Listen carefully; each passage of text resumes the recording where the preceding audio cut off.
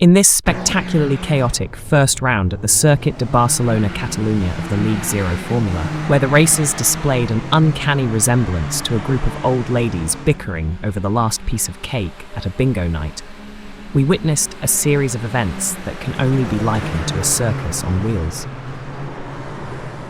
Right off the bat, Levi Opitz seemed to forget he was in a race, not taking his car for a leisurely Sunday drive in Sector 1, sparking off a chain of calamities reminiscent of dominoes toppling over at a toddler's birthday party.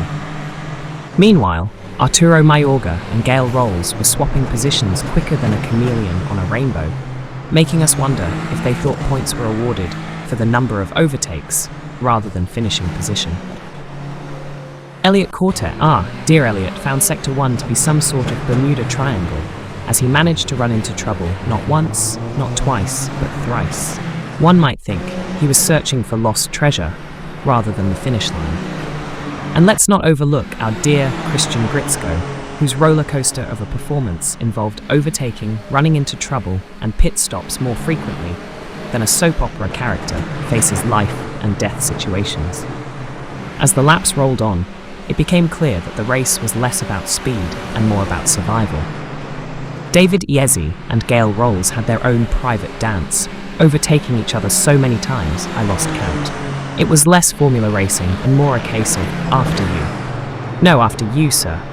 But amidst the chaos, Raymond Aguilar sailed through to victory with the grace of a swan amidst a flock of flapping geese. His triumph was so serene, one might wonder if he realised there were other cars on the track. Jaden Calloway and Shaji Zuhair managed to secure the podium spots, proving that in a world filled with uncertainty, at least someone knows how to drive in a straight line.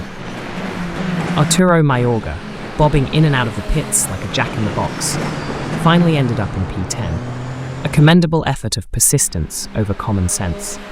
As for the likes of Levi Opitz and Christian Gritzko, finishing in P12 and P13 respectively, one can only hope they treat this race as a learning experience, or, at the very least, as a cautionary tale to tell their grandkids.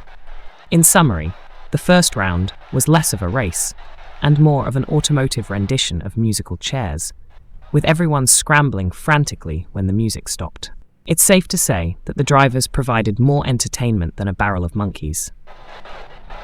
Let's raise our glasses, or repair tools more fittingly, to the victors and the valiant attempts of those who turned the race into an unforgettable spectacle of vehicular pandemonium.